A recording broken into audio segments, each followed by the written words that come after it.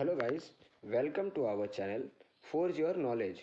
तो आज के इस वीडियो में हम डिस्कस करेंगे कि जो हम ब्लास्ट फर्नेस में रिफ्रैक्ट्री यूज़ करते हैं वो क्यों यूज़ करते हैं, हर पर्टिकुलर जोन में किस प्रकार का रिफ्रैक्ट्री यूज़ करते हैं और पर्टिकुलरली उनका हर जोन में फंक्शन क्या होता है। तो चलिए स्टार्ट करते हैं ब्लास्ट फर्नेस रिफ्रैक्ट्री के बारे में। तो सबसे पहले हम ब्लास्ट फर्नेस में रिफ्रैक्ट्री यूज़ क्यों करते हैं। ये जो हमारा ब्लास्ट फर्नेस होता है ये बाहर से बस एक पतली सी एक स्टील के शेल से वेल्डेड होता है, ठीक है। जो इसका स्ट्रक्चर होता है एक पतला सा स्टील से जुड़ा हुआ होता है।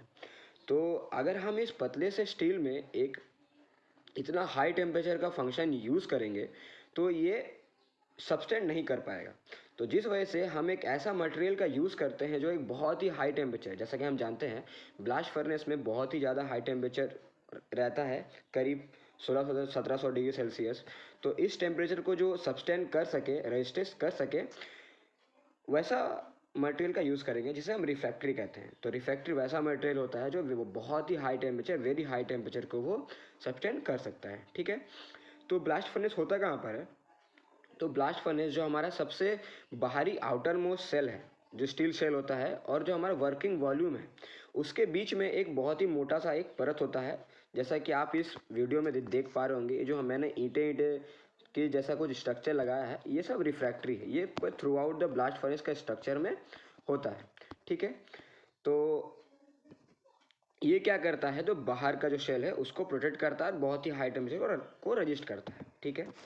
तो और ये ब्लास्ट फर्नेस में हम रिफ्रैक्ट्री का यूज़ करने का बहुत बड़ा रीज़न ये भी है कि इससे हमारा जो ब्लास्ट फर्नेस का जो नॉर्मल लाइफ होता है जो 5 से 7 साल के करीब होता है, ये इसको बढ़ा करके, इसके कैंपियन लाइफ को बढ़ा करके 15 से 20 साल लेके जाता है। तो मतलब हम ये कह सकते हैं द यूज़ ऑफ रिफ्रैक्ट्री, हम क्या कर सकते हैं, एक ब्लास्ट फर्नेस को एक लंबा लॉन्ग लाइफ प्रोवाइड कर सकते हैं जो करीब 15 से 20 साल का होता है। तो इसमें हम जो रिफ्रैक्ट्री लाइनिंग देते हैं प्रोटेक्ट करने के लिए ब्लास्ट फर्नेस को, तो इसके भी कुछ कॉजेज़ होते हैं या कुछ फेलियर के चांसेस होते हैं जो हम इस वीडियो में डिस्कस करेंगे। तो जैसे कि मैंने पहला पॉइंट में डिस्कस किया है, कार्बन मोनोऑक्साइड अटैक। हम जानते हैं जैसे कि ब्लास्ट फर्नेस जो होता है बहुत ही हाई अमाउंट में CO जो रिड्यूसिंग गैस है वो प्रोड्यूस करता है।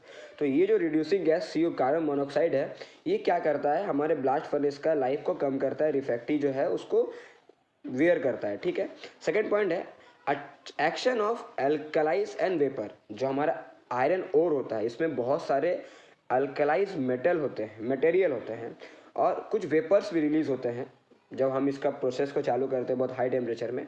तो ये जो अल्कलाइज मटेरियल है या वेपर्स है, ये भी क्या करते हैं, हमारे जो रिफ्रैक्ट्री है इसके लाइफ को कम करने का बहुत ही मेजर रोल निभाता है, ठीक है। और हम जानते हैं हमारा जो ब्लास्ट फर्नेस है ये बहुत ही हाई टेम्परेचर में फंक्शन करता है। तो ये बहुत ही हाई टेम्परेचर की वजह से भी क्या होता है, हमारा जो रिफ्रैक्ट्री है उसका लाइफ थोड़ा बहुत कम होता है, ठीक है। And the fourth point is abrasion by moving solid charge. हम जानते हैं हमारे जो ब्लास्ट फर्नेस में हम iron ore, coke and other जो हम मटेरियल डालते हैं वो सॉलिड फॉर्म में डालते हैं, ऊपर से स्किप चार्जिंग के फॉर्म में यहाँ से डालते हैं, ठीक है। तो ये सॉलिड फॉर्म में होता है, बड़े बड़े पार्टिकल होते हैं। तो ये जब ऊपर से नीचे की ओर आएंगे तो ये जो रिफ्रैक्ट्री के जो ये लाइन्स है, वॉल्स है, ये इसे क्या करेंगे, घिसते हुए, इरोड करते हुए या अब्रेस करते हुए नीचे की ओर आएंगे। तो इससे क्या होगा, जो रिफ्रैक्ट्री का जो लाइनिंग है वो पतला होगा और इससे भी हमारा जो रिफ्रैक्ट्री का जो फंक्शन है या उसका जो थिकनेस है कम होगा, जिससे उसका लाइफ को इफेक्ट पड़ेगा। And the fifth point is attack by molten slag and metal. ये हम जानते हैं जिस तरीके से हमारा जो हर्थ जोन होता है, ये यहाँ पे क्या होता है, हम हॉट मेटल और स्लैग प्रोड्यूस करते हैं। तो ये जो हॉट मेटल और स्लैग होता है ये क्या होता है, ग्रेजुअली वो मतलब मूव करता रहता है। अब वो अगर एक जगह में मूव करेगा, घूमते रहेगा, तो वो क्या करेगा ना, वो हमारा जो रिफ्रैक्ट्री है उसको घिसता हुआ इरोड करना चालू करेगा। और जैसे जैसे वो घूमेगा, वो इरोड करेगा, तो ये क्या करेगा, ऐसे ऐसे वो इस तरीके से वो घूमते रहते हैं, ठीक है, स्लैग एंड मेटल।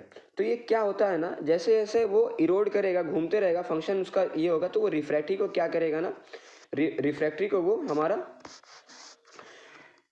पतला करना स्टार्ट करेगा, इरोड कर देगा, जिससे हमारा बहुत ही मेजर कॉज, जिसे हम ब्रेकआउट कह सकते हैं, वहाँ जो हमारा हर जोन में है ब्रेकआउट हो सकता है। एंड द ब्रेकआउट का मीनिंग क्या है कि अनकंट्रोल वे में जो हमारा यहाँ से जो मेटल है वो थ्रू आउट बाहर आने लगेगा, जिसे हम कंट्रोल नहीं कर सकते, जिससे बहुत ही बड़े बड़े इंसिडेंट हमारे प्लांट में हो सकते हैं। ठीक है, तो ये एक बहुत मेजर कॉज है जिससे हमारा ब्लास्ट फर्नेस का रिफ्रैक्टिव डैमेज होता है। ठीक है, अब हम जानेंगे कि पर्टिकुलरली हर जोन में किस प्रकार के रिफ्रैक्टिव का यूज़ करते हैं और क्यों यूज़ करते हैं। सबसे पहले हमारा हो गया स्टैक जोन। तो स्टैक जोन में जो मेनली जो फंक्शन है जिससे हमारा जो रिफ्रैक्टरी हार्म होता है वो है मूविंग मटेरियल, सॉलिड चार्ज। इससे क्या होता है, जो हमारा ऊपर से हम मटेरियल डालें ये सॉलिड के फॉर्म में होता है, ये क्या करता है हमारे रिफ्रैक्टरी को जो हमारा वो घिसना चालू करता है, अब्रेशन करना चालू करता है, जिससे हमारा रिफ्रैक्टरी का जो थिकनेस है वो पतला होता है और वो हमारा रिफ्रैक्टरी का जो लाइफ होता है वो कम होना स्टार्ट करता है। तो इसमें हम क्या करते हैं, जो हमारा अपर स्टैक है वहाँ पर हम जैसे ये पोर्शन में अपर स्टैक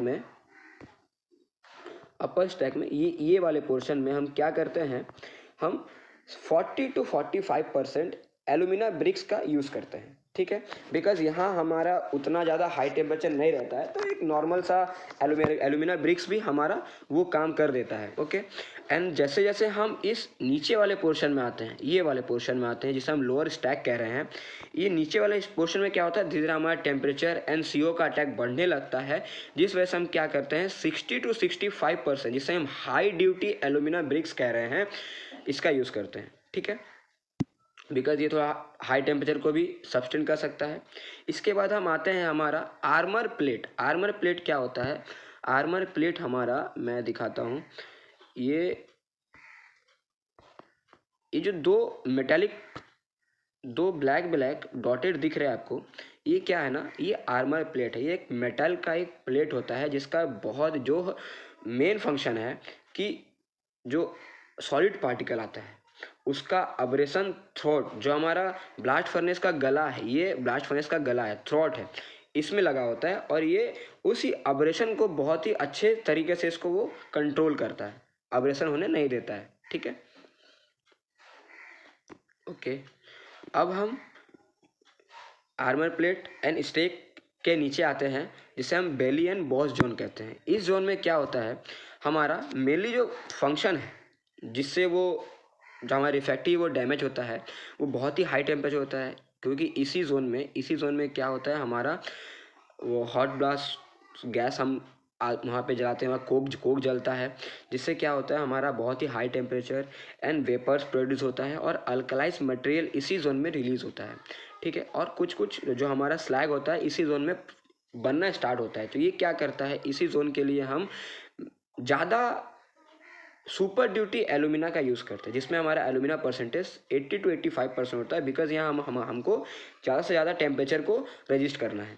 ठीक है, तो यहाँ का मेन फंक्शन है कि जो हमारा टेम्परेचर है, वेपर से अल्कलाइज मेटल है and the attack of slag है, इसको कंट्रोल करना है, जिसके लिए हम क्या करते हैं, सुपर ड्यूटी एलुमिना ब्रिक्स का यूज़ करते हैं, जिसमें हमारा एलुमिना परसेंटेज 80 to 85% होता है। ठीक है, और आफ्टर इसके बाद हम क्या करेंगे, आफ्टर इसके बाद हमारा पोर्शन है हर्थ।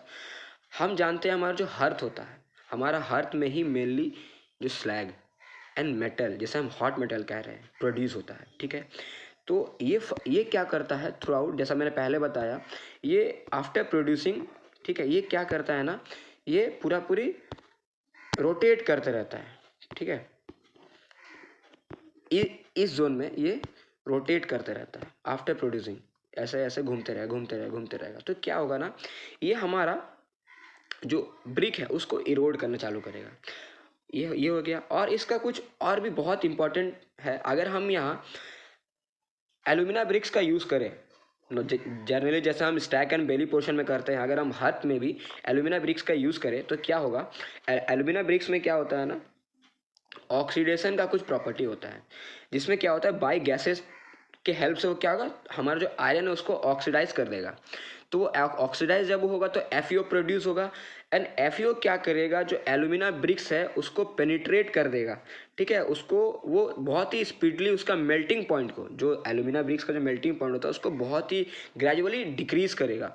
जैसे ही मेल्टिंग पॉइंट डिक्रीज होगा तो क्या होगा, जो हमारा रिफ्रैक्ट्री है वो तो उतना हाई टेम्परेचर को झेल नहीं पाएगा। जैसे हम जानते हैं जो हमारा अर्थ है उसमें बहुत ज़्यादा हाई टेम्परेचर होता है, जैसे लगभग 1200-1300 डिग्री सेल्सियस होता है, ठीक है। तो वो क्या करेगा, उस टेम्परेचर को झेल नहीं पाएगा रिफ्रैक्ट्री, और वो वहाँ से पेनिट्रेट करके ब्रेकआउट हो जाएगा। And the breakout that means हमारा जो मेटल है बहुत ही अनकंट्रोल वे में वो क्या होगा, ऐसे ऐसे ऐसे ऐसे ऐसे पूरा बाहर आने लगेगा, ठीक है, जिससे बहुत ही ज़्यादा हमारा जो इंसिडेंट होने का चांसेस है, ठीक है। तो इस फेनोमेना को रोकने के लिए, इस इंसिडेंट को रोकने के लिए हम क्या करेंगे, वहाँ बहुत ही बेटर एक कार्बन ब्रिक्स का यूज़ करेंगे। कार्बन ब्रिक्स में क्या होता है, कार्बन ब्रिक्स का टेम्परेचर बहुत ही ज़्यादा होता है, लगभग 3500 डिग्री सेल्सियस होता है। तो ये जो FeO है वो उसका टेम्परेचर को उतना कम नहीं कर पाता जिससे ब्रेकआउट का चांसेस हो। तो इससे हमारा क्या होता है, ब्रेकआउट का चांसेस जो होता है बहुत ही कम हो जाता है। और कार्बन ब्रिक्स यूज़ करने का बहुत ही और भी रीज़न है, जैसा मैंने इस वीडियो में डिस्कस किया है। एडवांटेज, हाई रिफ्रैक्ट्रीनेस, मतलब उसका टेम्परेचर बहुत हाई होता है, ठीक है। सेकंड पॉइंट मैंने डिस्कस किया है, stable in very high temperature, मतलब ये बहुत ही हाई टेम्परेचर को भी झेल सकता है इन हर जोन, ठीक है। गुड थर्मल कंडक्टिविटी, मतलब ये जो हीट है उसको रोक के नहीं रखता, अगर रोक के रखेगा तो क्या होगा, जो हीट है वो रिफ्रैक्ट्री को और गर्म करते रहेगा, जिससे हमारा रिफ्रैक्ट्री का फेल होने का चांस बढ़ जाएगा। तो ये क्या करता है ना, बहुत ही ईजिली क्या करता है, वो जो हीट है, जो वो टेम्परेचर है उसको रिलीज़ कर देता है। जब वो रिलीज़ कर देगा तो हमारा जो कंडक्टिविटी बहुत बेटर होगा, जिससे हमारा रिफ्रैक्ट्री का लाइफ थोड़ा बढ़ेगा। And good inertness with metal and slag, इस पॉइंट का मतलब यह है कि जो हमारा कार्बन ब्लॉक्स है या कार्बन ब्रिक्स है, ठीक है, ये क्या करता है ना, जो हमारे मेटल होता है और स्लैग होता है इनसे रिएक्ट ही नहीं करता है। अब जब रिएक्ट ही नहीं करेगा तो ऑक्सीडेशन का कोई चांसेस नहीं है। अब ऑक्सीडेशन नहीं होगा तो ब्रेकआउट का कोई चांसेस नहीं है। तो इसलिए हम प्रेफर करते हैं जो हमारा बॉटम है, मतलब हमारा जो स्टैक जोन, जो हमारा हार्ड जोन है, हार्ड जोन में हम मेनली कार्बन ब्लॉक्स का यूज़ करते हैं। तो होप आपको इस वीडियो में ब्लास्ट फर्नेस रिफ्रैक्ट्री के बारे में और सारे रिफ्रैक्ट्री के फंक्शंस के बारे में जोन वाइज सारी चीज़ क्लियर होगा और आप बहुत अच्छे तरीके से समझ पाए होंगे। तो इसी तरीके से आगे के ब्लास्ट फर्नेस के बारे में जानने के लिए हमारे यूट्यूब चैनल से जुड़े एंड इसे सब्सक्राइब करें। Thank you.